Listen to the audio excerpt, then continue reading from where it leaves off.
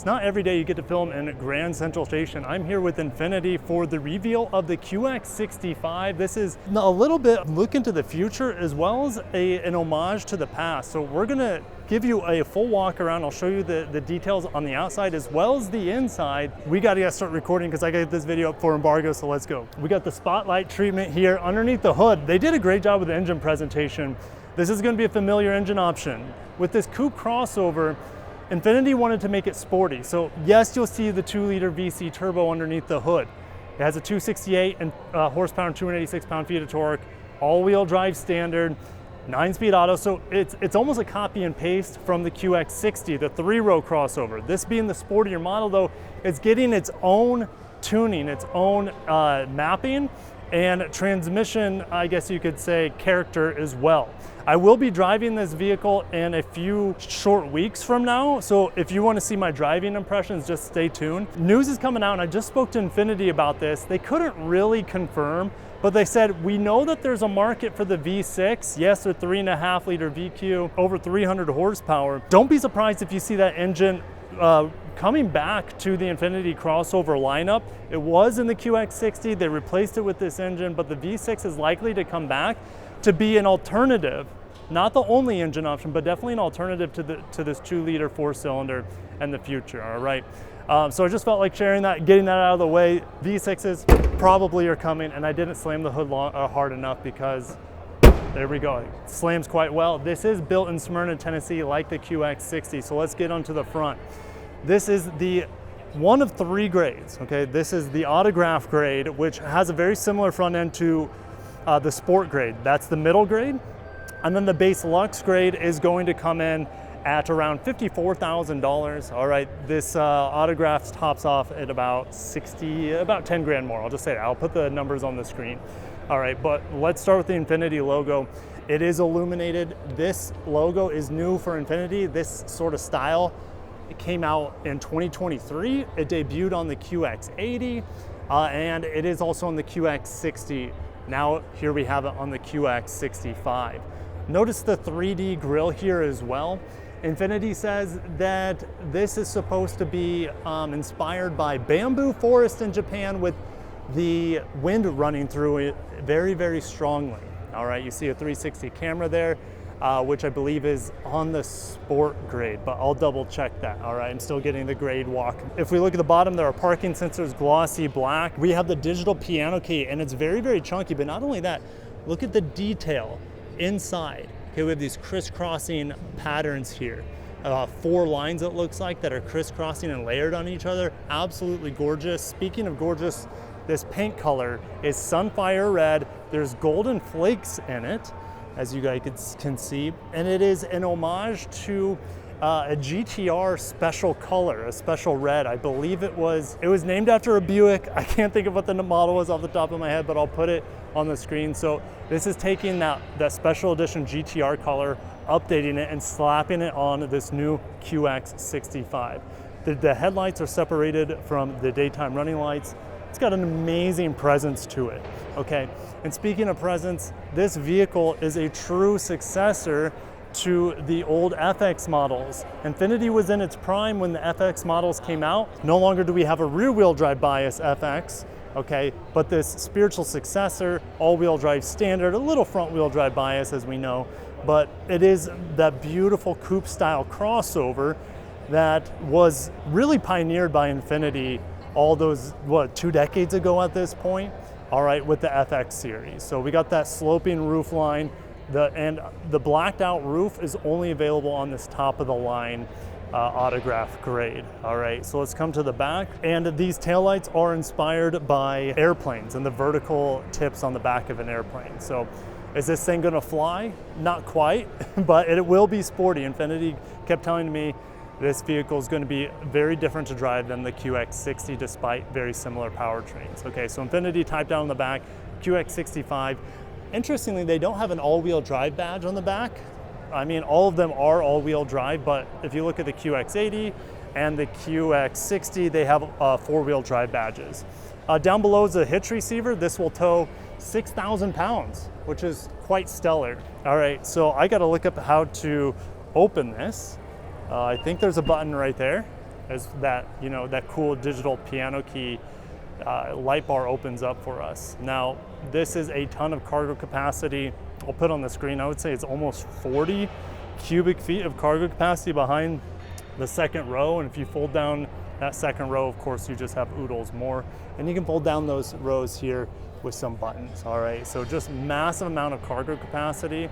And this reminds me a lot of something like the Lexus RX. This is gonna be a direct competitor to that vehicle, which is the best-selling two-row luxury crossover in America. And I don't even think it's close, but especially if this gets a V6, it'll eat into the Lexus RX sort of catalog of customers, in my opinion, all right? I didn't touch on the wheels. The wheels, these are 21-inch wheels. These are standard on this Autograph. The other two trim levels get 20-inch wheels. But notice how the lug nuts are hidden behind this little additional Infinity cap, which I think is pretty cool. All right, so let's get into the back seat. We have a red semi-aniline leather interior, and I apologize for the lighting. Anytime we have a live reveal, the lighting is just, it's pretty bonkers. Okay, but the detail here, the luxury here is elite. All right, and let's go ahead and sit on the inside. This model has heated outboard seats. We have climate control back here, USB-Cs. And if I close the door, well, first of all, this has, I want to say it's like a 20 speaker Klipsch audio. The Sport will have a 16 speaker Klipsch audio, if I remember correctly. And then the base model has an 11 speaker audio system. And notice the wood back here, the soft door panels, really nice quality and attention to detail. How's my headroom back here?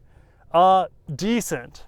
You know, with a sloping roof line, you don't really know what you're gonna, I know I look like I'm in a horror movie right now with the lighting, but you don't really know what you're gonna get. And there is a little, I would say a little bubble back here to give me some more headroom, all right? But it's time to get into that front row, and I think this is really going to make a lot of people happy, including myself. So let's go and get up there. Again, the door panel, absolutely exquisite. Notice that wood that comes across, the stitching, the red, the contrast, the materials, memory seats on this trim level. I didn't even mention the seats. On this top trim with the 20 speaker Klipsch, it does have personalized audio. So if someone calls you, it'll go straight into your headrest right behind your head and not bother the rest of the passengers in the car. Look at this quilted dash here, very similar to the QX60. I mean, as it should be. This is the QX65. It's pretty much the same car. Oh, one of my favorite things that Nissan's doing. Let me get my phone out for demonstration. This is a Qi 2 wireless. Look at this, magnetic. All right, now I have a case on, so it doesn't work perfectly, but it's magnetic and it'll charge at 15 watts. Also, oh, there it goes. It's pretty locked in there good now. Anyways, there are fans and vents in there too to keep your phone nice and chilly so it charges fast. But let's, wow, we have the carryover rotary dial here to mess with the screen. And I don't know if I'm allowed to start this thing up. I'm not even gonna try it, but just watch my driving impressions on the QX60 if you want to see how this software, this is Google built in, mind you. It's great, it's easy to work with. I like how the screen is covered in this nice semi-aniline leather here on the dash as well. This model comes with a head-up display. It has a digital rear-view mirror as well.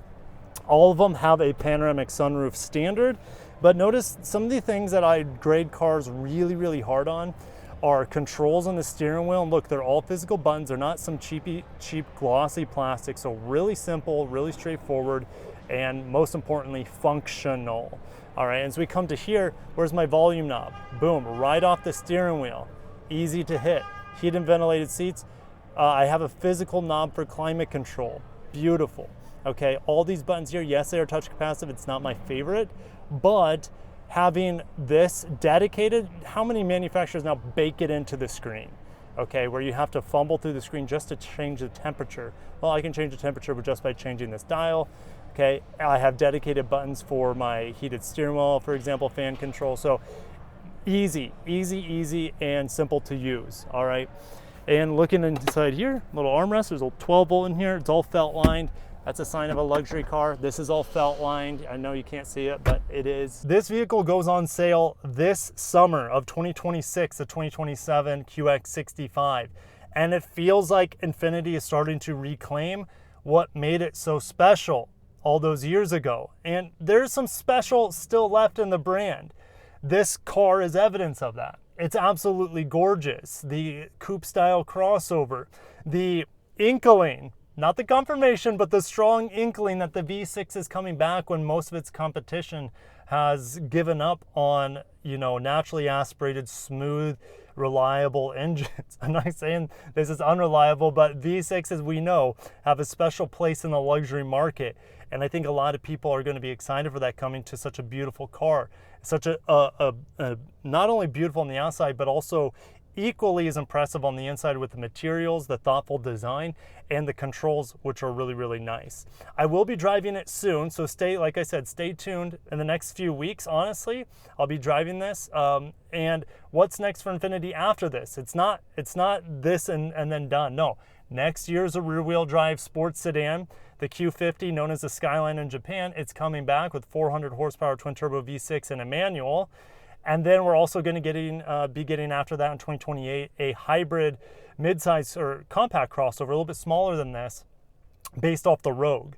So Nissan is giving Infiniti what it needs right now. That's V6s in the future, and more sportiness, more models. They only have 2 models right now. The addition of this and then the Skyline, the Q50, once again, is going to be a huge improvement. And then once the QX50 hybrid with the e-power comes in, Infiniti is going to be hitting it pretty much on all cylinders at that point. And the sky's the limit for them. And I'm excited for the brand, and it starts with this car. I'll see you guys in the next one, and I can't wait to hang out with you in the comments to see what you have to say about the QX65. Do you think it's gorgeous? Me too.